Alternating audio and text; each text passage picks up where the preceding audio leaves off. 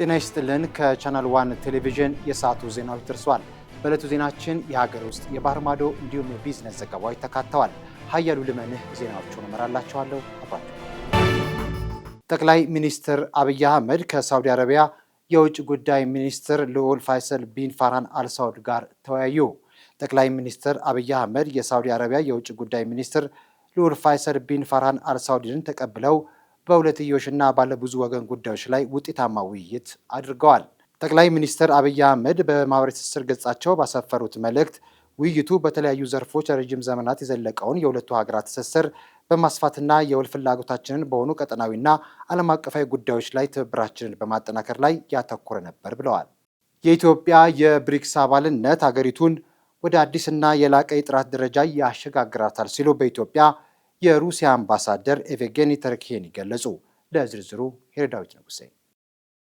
ኢትዮጵያ የብሪክስ አባል መሆኗ በሀገሪቱ ዓለም አቀፋዊ ተሳትፎ ላይ ጥራቱን የጠበቀ አዲስ ምዕራፍ የፈጠረ መሆኑን ጠቅሰው ሰፊ የኢኮኖሚና የፋይናንስ እድሎችንም እንደሚያስገኝ አምባሳደሩ ተናግረዋል። ተርኪን ከሩሲያው የመንግስት ዜና ወኪል ታስ ጋር ባደረጉት ቃለ ምልልስ ኢትዮጵያ በአውሮፓውያኑ ጥር 1 ቀን 2024 ብሪክስን መቀላቀሏ ከዓለም አቀፍ አጠቃላይ የሀገር ውስጥ ምርት 35.6 በመቶ የሚሆነውን ድርሻ በያዘ ስብስብ ውስጥ እንድትገኝ አስችሏታል ብለዋል። ይህም የቡድን 7 ሀገራት ካላቸው 30.3 በመቶ ድርሻ የሚበልጥ መሆኑንም አንስተዋል። አምባሳደሩ አክለውም የብሪክስ አባል ሀገራት በድምሩ 58.9 ትሪሊዮን ዶላር የኢኮኖሚ አቅም ያላቸው ሲሆን የዓለምን 36 በመቶ የቆዳ ስፋትና 45 በመቶ የሚሆነውን የዓለም ሕዝብ ቁጥር እንደሚወክሉም ተናግረዋል። የብሪክስ አባልነት ኢትዮጵያ ለባቡር፣ ለመንገድና ለግብርና ፕሮጀክቶች የሚሆኑ አማራጭ የፋይናንስ ምንጮችን እንድታገኝ ይረዳታል ያሉት አምባሳደሩ ይህም ባህላዊ ከሆኑ የምዕራባውያን ተቋማት ላይ የሚኖራትን ጥገኝነት ለመቀነስ እንደሚያግዝ ጠቅሰዋል። የኢትዮጵያ ባንኮች በብሪክስ አዳዲስ የፋይናንስ ስርዓቶች ውስጥ እንዲካተቱ ሩሲያ እንደምትደግፍ የጠቀሱት አምባሳደሩ ኢትዮጵያ የጥምረቱ የብድር ተቋም በሆነው ኒው ዴቨሎፕመንት ባንክ አባል ለመሆን ለምታደርገው ጥረት ድጋፋቸውን አረጋግጠዋል። አምባሳደሩ ጠቅላይ ሚኒስትር አብይ አህመድ እንደ አውሮፓውያኑ አቆጣጠር በ2024 በካዛን በተካሄደው የብሪክስ ጉባኤ ላይ ያደረጉትን ንግግር ጠቅሰው ጠቅላይ ሚኒስትሩ የብሪክስ አጋርነት በዓለም አቀፍ ደረጃ ያለውን ያልተመጣጠነ የኢኮኖሚ ክፍተት ለመቅረፍ መስራት እንዳለበት አጽንኦት ሰጥተው መናገራቸውን አምባሳደሩ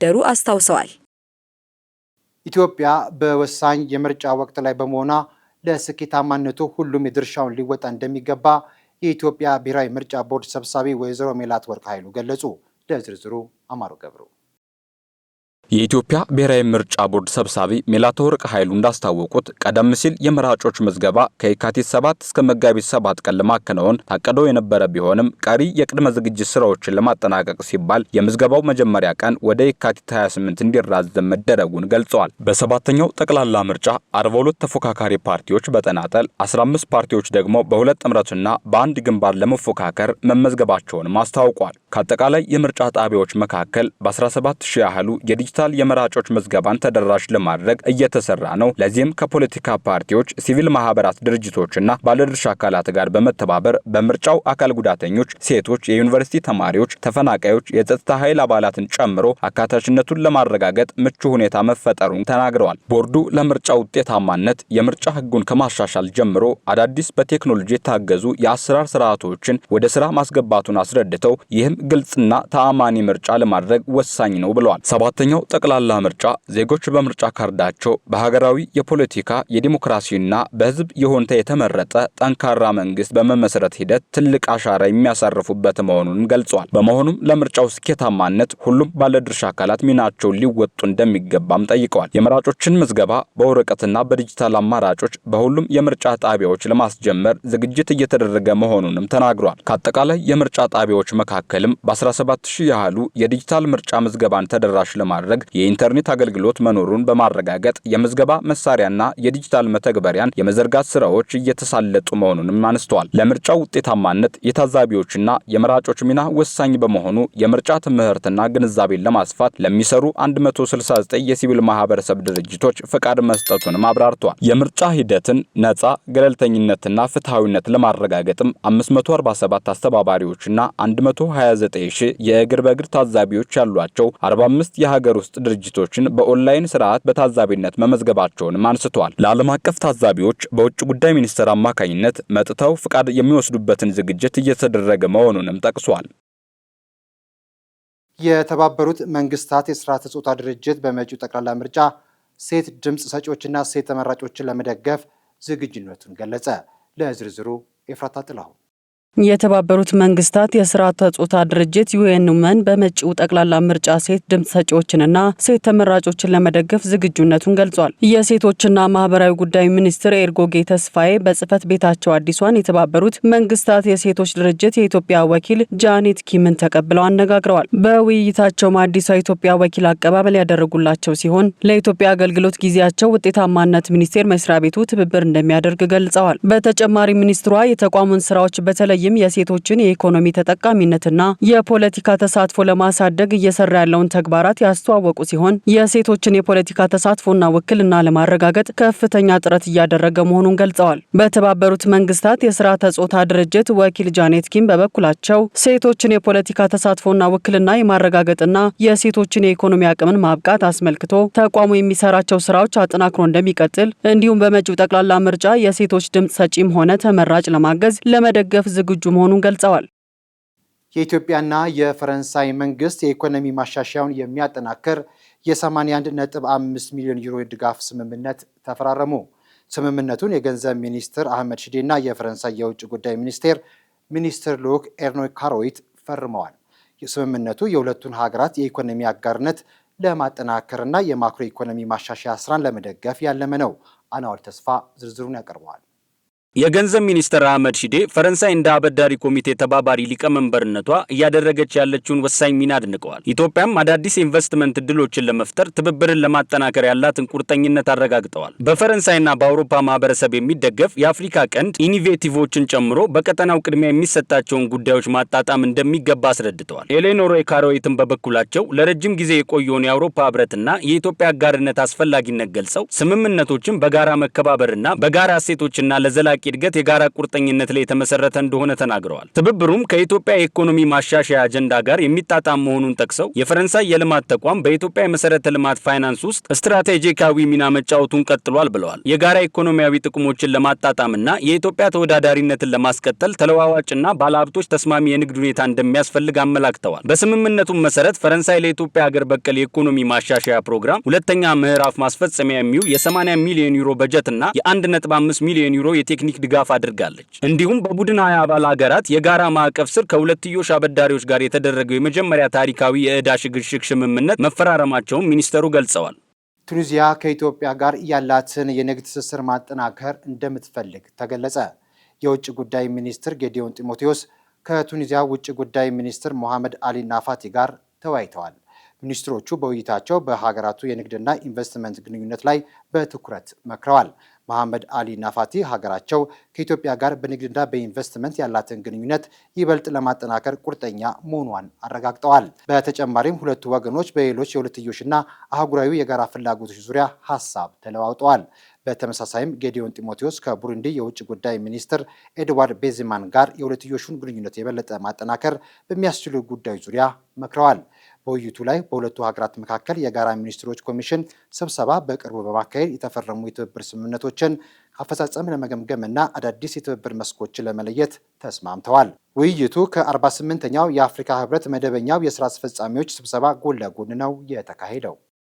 የኤችአይቪ ፕሮግራሞችን መደገፍ የህብረተሰብ ጤናን ለመጠበቅ ወሳኝ ነው ሲሉ የጤና ሚኒስትር ዶክተር መቅደስ ዳባ ገለጹ። የጤና ሚኒስትሯ ከዩኤን ኤድስ ልዑካን ቡድን ጋር የኢትዮጵያ የኤችአይቪ ምላሽ ለማጠናከርና ቀጣይነት ያላቸውን ፕሮግራሞች ለማረጋገጥ ውይይት አድርገዋል። ጸጋነች ተሰማ ዝርዝሩን ታቀርበዋለች። በውይይቱ የጤና ሚኒስትር ዶክተር መቅደስ ዳባ የህብረተሰብ ጤናን ለመጠበቅና ባለፉት ዓመታት የተገኘውን እድገት ለማስቀጠል የኤችአይቪ ፕሮግራሞችን መደገፍ ወሳኝ መሆኑን ገልጸዋል። አዳዲስ ኢንፌክሽኖችን ለመከላከል የህክምና ተደራሽነትን ለማሻሻልና መገለል እንዲሁም መድሎን ለመቀነስ ቀጣይነት ያለው ቁርጠኝነትና ትብብር አስፈላጊ መሆኑን ተናግረዋል። ቅድሚያ የሚሰጣቸውን ነገሮች ለማስተካከልና ተጽዕኖን ከፍ ለማድረግ ከአጋሮች ጋር የስትራቴጂካዊ ተሳትፎ አስፈላጊነትን ዶክተር መቅደስ ያስረዱ ሲሆን በተጨማሪም በዓለም አቀፍ ደረጃ በሚለዋወጡ የፋይናንስ ድጋፍ የረጅም ጊዜ የፕሮግራም መረጋጋትን ለማረጋገጥ የፋይናንስ ዘዴዎች አስፈላጊነትን ጠቅሰዋል። የዩኤንኤድስ ልዑካን ቡድን ከኢትዮጵያ መንግስት ጋር በመተባበር አጋርነትን ለማጠናከር ሀብቶችን ለማሰባሰብና በማስረጃ ላይ የተመሰረቱ ጣልቃ ገብነቶችን ለመደገፍ ያለውን ቁርጠኝነት አረጋግጧል። ውይይቱ በሚቀጥሉት ዓመታት ውስጥ አገራዊና ዓለም አቀፋዊ የኤችአይቪ ግቦችን ለማሳካት ጠንካራ ትብብር፣ ዘላቂ የፋይናንስ ድጋፍና የወደፊት አቅጣጫዎችን የሚመለከቱ ስልቶች አስፈላጊ እንደሆኑ ተጠቅሶ ተጠናቋል። ኢትዮጵያ በባህላዊ የምግብ አበሳሰል የጭስ አመንጪ ማገዶ ጥገኝነት ምክንያት በሚፈጠር ብክለት በየዓመቱ $8 ቢሊዮን የሚገመት የሀገር ሀብት እንደምታጣ የተባበሩት መንግስታት የልማት ድርጅት ባወጣው ሪፖርት አስታወቀ። ለዝርዝሩ ማለት ደመላሽ። የተመድ የልማት ድርጅት እንደ አውሮፓውያን አቆጣጠር በየካቲት 2026 የመጀመሪያ ሳምንት ላይ ባወጣው ሪፖርት ኢትዮጵያ ማገዶ በመጠቀም ምክንያት 4.2 በመቶ የሚሆነውን ጥቅል ሀገራዊ ምርት በየዓመቱ እንደምታጣ አስታውቋል። በኢትዮጵያ አብዛኛው በካይ ጋዝ ከፋብሪካዎች ወይም ከተሽከርካሪዎች የሚወጣ ሳይሆን ከመኖሪያ ቤቶች ባህላዊ ምድጃ እንደሆነ ሪፖርቱ ያስረዳል። ከዚህ በተጨማሪም ኢትዮጵያ ውስጥ የሚገኙ ሴቶች በባህላዊ የጭስ አመንጪ ማገዶ አማካኝነት ምግብ በማብሰላቸውና ብዙ ጊዜ በቤት ውስጥ በማሳለፋቸው ምክንያት ከወንዶች በ11 እጥፍ በበለጠ አደገኛ ለሆነው የካርቦን ሞኖክሳይድ ጭስ የተጋለጡ ናቸው ይላል። በተጨማሪም በገጠራማው የሀገሪቱ ክፍል የሚገኙ ሴቶች የበለጠ ተጋላጭ የሚያደርጋቸው በመሆኑ በፖሊሲ እቅድ ውስጥ ሊታዩ ይገባል ሲል ያትታል። አክሎም ጠቅላይ ሚኒስትሩ ያስጀመሩት የአረንጓዴ ልማት አሻራ ችግሩን እንደሚያሻሽል በመጥቀስ የሚታቀዱ እቅዶች በቂ ትኩረት፣ ሀብትና አስተዳደራዊ እርምጃዎች ሊታገዙ ይገባል ብሏል። መረጃው የሪፖርተር ነው። ያለ ብቃት ማረጋገጫ ደረቅ ቆሻሻ መሰብሰብ አይቻልም ሲል የአካባቢ ጥበቃ ባለስልጣን አስታወቀ። ባለስልጣኑ በደረቅ ቆሻሻ አያያዝና አወጋገድ ስርዓት አዋጅን ስርዓት አድርጎ በሰጠው መግለጫ ማንኛውም ሰው ወይም ቡድን ያለ ብቃት ማረጋገጫ ፈቃድ ደረቅ ቆሻሻ መሰብሰብ የተከለከለ ነው ብሏል። ለዝርዝሩ ኤፍራታ ጥላሁን። በኢትዮጵያ ፌዴራላዊ ዲሞክራሲያዊ ሪፐብሊክ የደረቅ ቆሻሻ አያያዝና አወጋገድ አዋጅ ቁጥር 1383/2017 መሰረት ያለምንም ህጋዊ ፈቃድ በስራ ላይ ተሰማርቶ የሚገኝ ማንኛውም አካል በህግ ተጠያቂ እንደሚሆን ተደንግጓል። በዚህ መሰረት ደረቅ ቆሻሻ በአካባቢ ስነ ምህዳርና በሰዎች ጤና ላይ ከፍተኛ ጉዳት የሚያደርስ በመሆኑ በዘርፉ ለመሰማራት የሚፈልጉ አካላት አስቀድመው ከከተማ መስተዳደሮች የብቃት ማረጋገጫ ማግኘት እንዳለባቸው ደንቡ ያዛል። በሌላ በኩል የከተማ መስተዳደሮች በቆሻሻ ገንዳዎች ላይ የተጠራቀመ ቆሻሻን በፍጥነት የማንሳት ግዴታ እንዳለባቸው በደንቡ ተካቷል። አዋጁ ለደረቅ ቆሻሻ በሰጠው ትርጓሜ መሰረት ፈሳሽ ወይም ጋዝ ነክ ያልሆኑ እንደ ፕላስቲክ፣ ጠርሙስ፣ ወረቀትና ካርቶን ያሉ ቆሻሾች በዚህ የህግ ማዕቀፍ ውስጥ ተካተዋል። ይህ ህግ በስራ ላይ መዋሉ በሀገሪቱ ያለውን የቆሻሻ አያያዝ ስርዓት ለማዘመንና አካባቢን ከብክለት ለመታደግ ትልቅ ፋይዳ እንዳለው ታምኖበታል በማለት ከባለስልጣኑ የተገኘው መረጃ ያሳያል። ከውጭ ወደ ያዝናቸው ዜናዎቻችን አለፍን። ዓለም ወደ መመለስ የማይችል የአየር ንብረት ደረጃ እየተቃረበች መሆኗን ሳይንቲስቶች አስጠነቀቁ። በዓለም ሙቀት መጨመር ምክንያት የበረዶ ግግር መቅለጥና የባህር ውሃ መጨመር ያሉ ክስተቶች ሊቆጣጠሩት በማይችል ደረጃ ላይ ሊደርሱ እንደሚችሉ ተገልጿል። ባለሙያዎች ፈጣንና ጠንካራ የካርበን ቅነሳ እርምጃዎች ካልተወሰደ ምድር ወደ እጅግ ሞቃታማ ፕላኔት የሚል ስያሜ ልትሸጋገር እንደምትችል አስጠንቅቀዋል። የዘጋርዲያንን ዘገባ ባልደረባችን ሄርዳዊት ንጉሴ እንደሚከተለው ታቀርበዋለች።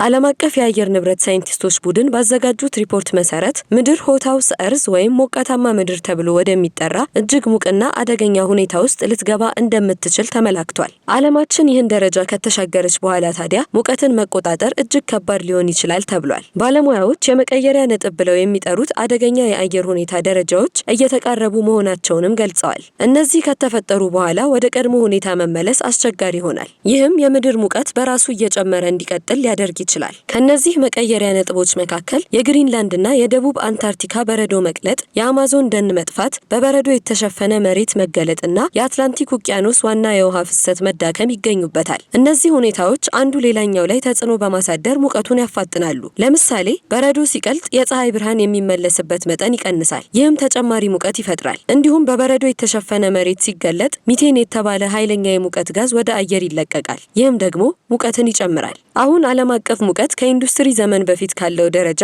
ከ1.3 ዲግሪ ሴልሺየስ በላይ እንደጨመረ ተገልጿል። ይህም ከባድ ድርቅ፣ ጎርፍና ከፍተኛ ሙቀት እንደሚጨምር እያሳየ ነው። የሙቀት መጠን ከ3 እስከ 4 ዲግሪ ሴልሺየስ ከፍ ካለ ግን በኢኮኖሚና በማህበረሰቡ ላይ ከባድ ችግር ሊያጋጥም ይችላል። የዘርፉ ባለሙያዎች መንግስታት የፎሲል ነዳጅ አጠቃቀምን በፍጥነት እንዲቀንሱና የካርበን ልቀትን እንዲቆጣጠሩ ጥሪ አቅርበዋል። እርምጃ ማዘግየት የአደጋውን እድል እንደሚጨምር ገልጸው አሁን የሚወሰድ ፈጣን እርምጃ ብቻ አደገኛውን ደረጃ እንዳንሻገር ሊያግዝ ይችላል ብለዋል። ዘገባው የዘጋርዲያን ነው።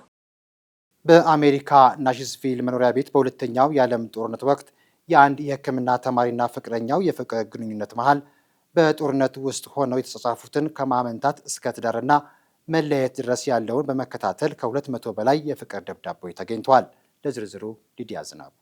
በሁለተኛው የዓለም ጦርነት ወቅት የሕክምና ትምህርት በሚሰጥበት ኮሌጅ ውስጥ ተዋውቀው ከ200 በላይ ደብዳቤዎችን ለመጻጻፍ የበቃ ጦርነት ያልገደበው የፍቅር ህይወት ታሪክ በዲጂታል መልኩ ተሰናድቶ በናሽቪል የህዝብ ቤተ መጻሕፍት ለጎብኚዎች ክፍት ሊሆን ችሏል። ሬይ ከኒውዮርክ ተነስቶ የቴኒስ ዋና ከተማ ወደሚገኘው ታሪካዊው የሕክምና ኮሌጅ ባመራበት ወቅት ነበር የኮሌጁ ተማሪ የሆነችውን የወደፊት የፍቅር አጋሩን ጄን ተዋወቃት። በኮሌጁ ከነበራቸው የፍቅር ቆይታ በኋላም ሬይ ወደ ናሽቪል ተመልሶ እንደ አውሮፓውያኑ አቆጣጠር በ1942 ክረምት ላይ ለሰራዊቱ ተመለመለ። በወቅቱ ጄን በቫንደርቢልት ዩኒቨርሲቲ የሕክምና ላቦራቶሪ ባለሙያ በመሆን ትሰራ ነበር። ታዲያ በዚሁ ጊዜ ነበር ግንኙነታቸውን በድጋሚ ለማጠናከርና ለማስቀጠል ሬይ የመጀመሪያውን ደብዳቤ ለጄን ላከላት። ከ4 ወር በላይ የተጻጻፉት ደብዳቤ በመሃላቸው ያለው ግንኙነት ምን ያህል ጥልቅ እንደሆነ አመላክቷል። በኋላም በድጋሚ በመገናኘት በህዳር ወር በአሜሪካ በርሚንግሃም አልባማ ከተማ ጋብቻቸውን ፈጽመዋል። ከጋብቻቸው ቀናት በኋላም ጄን ባለቤቷ ሬይ ወደ ጦር ሰፈር በመሄዱ በሐዘንና በፍቅር ስሜት ውስጥ ሆና ምን ያህል እንደምትወደውና ብቸኛው ጸጸቷ ከዓመታት በፊት ቀደም ብለው አለመጋባታቸው መሆኑን እንዲሁም በቅርብ ጊዜ በድጋሚ በሰላም ተገናኝተው አብረው እንደሚሆኑ ተስፋ እንዳላት በመጨረሻ ደብዳቤያቸው ላይ አስፍራለች።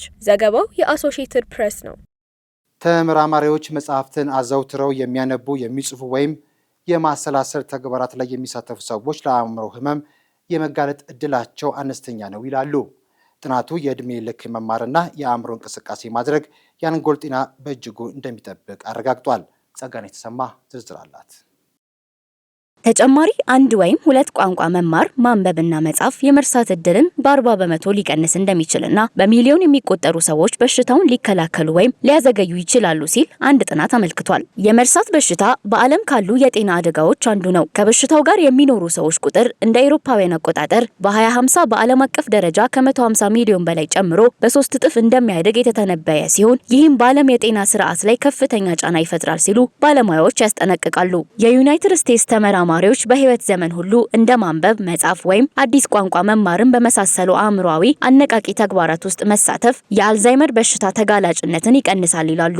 አልዛይመር የተለመደ የመርሳት በሽታ ሲሆን ጥናቱ እንደሚያሳየው እነዚህ እንቅስቃሴዎች የመርሳት በሽታ እንዳይከሰት ይረዳሉ።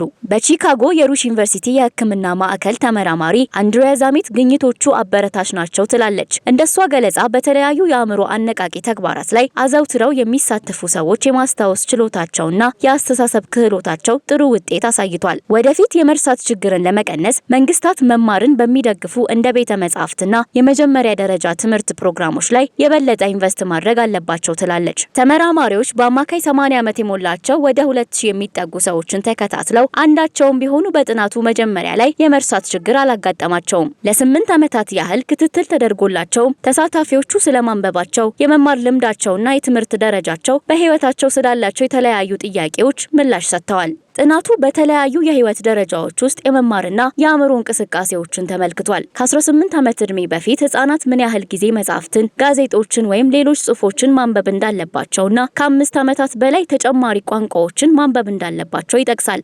በመካከለኛው ዕድሜ እንደ ሙዚየሞችና ቤተ መጻሕፍት መጎብኘት፣ የተለያዩ ይዘት ያላቸውን መጻሕፍት ማንበብ በኋላ ላይ የሚፈጠርን የመርሳት በሽታ ይከላከላሉ። ዘገባው የዘጋርዲያን ነው። ወደ ቢዝነስ ዘገባችን አለፍን። የኢትዮጵያ ብሔራዊ ባንክ በውጭ ምንዛሬ አጠቃቀም ዙሪያ አዲስ ማሻሻያዎችን ይፋ አደረገ። ለዚህና ሌሎች የቢዝነስ ዘገባዎች ማለት ነመላሽ 19 ዋና የመመሪያ ለውጦችን የያዘው የብሔራዊ ባንክ ማሻሻያ ማንኛውም ነዋሪ ዜጋ ወደ ሀገር ይዞት የመጣውን የውጭ ምንዛሬ ያለ ጉምሩክ ሰነድ በባንኮች መመንዘር ወይም በሂሳቡ ማስቀመጥ እንደሚችል ያስታውቃል። እንዲሁም ባንኮች ለደንበኞቻቸው ለውጭ ሀገር ክፍያና ለኤሌክትሮኒክ ግብይት የሚያገለግል ዓለም አቀፍ ካርድ እንዲያዘጋጁ ፍቃድ ተሰጥቷቸዋል። በተጨማሪም ኢትዮጵያውያንና ትውልደ ኢትዮጵያውያን ቀደም ሲል የውጭ ምንዛሬ የቁጠባ ሂሳብ ለመክፈት ይጠየቁት የነበረው አነስተኛ 100 የአሜሪካን ዶላር እንዲቀር መደረጉን የሚጠቅስ ሲሆን የውጭ ምንዛሬ ግብይት ቢሮዎች በእጃቸው የሚይዙት ጥሬ የውጭ ምንዛሬ ገንዘብ ቀደም ሲል ከነበራቸው የካፒታላቸው 10 በመቶ ወደ 25 በመቶ ተሻሽሏል። ከዚህ በላይ የሆነ ትርፍ የውጭ ምንዛሬ ገንዘብ ለባንኮች መሸጥ አለበት ሲል ያትታል። የኢትዮጵያ ብሔራዊ ባንክ በውጭ ምንዛሬ አጠቃቀም ያወጣው አዲስ ማሻሻያ እነዚህንና ሌሎች ተጨማሪ ነጥቦችን ያካተተ ነው። የአዲስ አበባ ከተማ አስተዳደር ከ2010 ዓ.ም በፊት ለጋራ መኖሪያ ቤቶች መገንቢያ ብሎ ከኢትዮጵያ ንግድ ባንክ በቦንድ ተበድሮ ያልመለሰውን ዕዳ በ5 ዓመታት ውስጥ በከፍተኛ ደረጃ ማቃለሉን አስታወቀ። በዚህም ካለበት ውዝፍ ዕዳ ውስጥ 61.2 ቢሊዮን ብር ያህሉን መክፈሉን ገልጿል። ይህ የተገለጸው የአዲስ አበባ ከተማ ከንቲባ አዳነች አቤቤ የ6 ወራት የስራ አፈጻጸም ሪፖርትን ለከተማ አስተዳደር በገለጹበት ወቅት ነው። ከ1997 ዓ.ም ጀምሮ ሲካሄዱ ለነበሩ የቤት ልማት ፕሮጀክቶች የፋይናንስ ምንጭ በከተማ አስተዳደሩ ዋስትና ከኢትዮጵያ ንግድ ባንክ የተወሰደ ብድር መሆኑን ያስታወሱት ከንቲባዋ እሳቸው ወደ ስልጣን ሲመጡ የከተማ አስተዳደሩ ያልከፈለው ወለድን ሳይጨምር 50 ቢሊዮን ብር ዕዳ እንደነበረበት ተናግረዋል። አክለውም የሚመሩት አስተዳደር በዘንድሮ በጀት ዓመት አጋማሽ ድረስ የከፈለውን 1.1 ቢሊዮን ብር ጨምሮ ባለፉት 5 ዓመታት ውስጥ 61.2 ቢሊዮን ብር ዕዳ ለኢትዮጵያ ንግድ ባንክ ተመላሽ መደረጉን ገልጸዋል። ነገር ግን አሁንም ከ32 ቢሊዮን ብር በላይ ዕዳ የከተማ አስተዳደሩ እንዳለበት ጠቁመው ይህንን ገንዘብ ወደ ቤት ልማት ብናውለው የመኖሪያ ቤት ችግር ምን ያህል ሊቀርፍ እንደሚችል መረዳት ያስፈልጋል ብለዋል። መረጃው የሪፖርተር ነው። የሴኔጋል ብሔራዊ የነዳጅ ኩባንያ ፔትሮሴን ከበርካታ አስርት ዓመታት በኋላ ለመጀመሪያ ጊዜ የየብስ ላይ የነዳጅ ፍለጋ ለማካሄድ $100 ሚሊዮን መድቦ ስራ ጀመረ። ለዚህም ዋነኛ ምክንያቱ መንግስት የውጭ ኩባንያዎች ይዘዋቸው የነበሩ የፍለጋ ፈቃዶችን በመሰረዙ አገሪቱ በሀብቷ ላይ ያላትን ቁጥጥር ለማጠናከር ራሷ ፍለጋውን ለማካሄድ መወሰኗን ተከትሎ ነው። በዚህም የሴኔጋል ብሔራዊ የነዳጅ ኩባንያ እስከ 2026 መጨረሻ ድረስ በየብስ ላይ ትልቅ የነዳጅ ግኝት ለማሳካት እንዳቀደ አስታውቋል። ዓላማውም በባህር ላይ የተገኘውን ስኬት በየብስ ላይ መድገምና ሴኔጋልን በአፍሪካ ቀዳሚ የኢነርጂ ማዕከልና የነዳጅ ላኪ ማድረግ እንደሆነ ተመላክቷል። ይህ ዘመቻ ሴኔጋል ከውጭ የምታስገባውን ነዳጅ ለመቀነስና በአፍሪካ የኢነርጂ ዘርፍ ቁልፍ ተዋናይ ለመሆን ለምታደርገው ጥረት ትልቅ እምርታ ተደርጎ ተወስዷል። መረጃው የቢዝነስ ኢንሳይደር አፍሪካ ነው። በደቡብ አፍሪካ ያገለገሉ መኪናዎች ሽያጭ በጥር ወር የ11 በመቶ ጭማሪ በማሳየት ከ34,000 በላይ ተሽከርካሪዎች መሸጣቸው ተገለጸ። በዚህም ቶዮታ የገበያው መሪ እንደሆነ ሲቀጥል ፎርድ ከፍተኛ ሽያጭ ያስመዘገበ ሌላኛው ሞዴል ሆኗል። በዚህም የገበያ ሁኔታ አጠቃላይ የግብይት ዋጋ $892 ሚሊዮን የደረሰ ሲሆን ይህም የኢኮኖሚ ጫናዎች ቢኖሩም የተጠቃሚዎች ፍላጎት ምን ያህል ጠንካራ እንደሆነ የሚያሳይ ነው። እንደ ቢዝነስ ኢንሳይደር አፍሪካ መረጃ ይህ መነቃቃት ለደቡብ አፍሪካ አውቶሞቲቭ ዘርፍ ትልቅ ተስፋን የሰጠ ሆኖ ተመዝግቧል። ከቻናል ዋን ቴሌቪዥን የሰዓቱ ዜናዎች በዚህ ተጠናቀዋል። ሀያሉ ልመንህ ዜናዎቹ መርጬላችኋለሁ። ከቀጣይ የቻናል ዋን ውብ ፕሮግራሞች ጋር መልካም ቆይታ ይሆንላችሁ።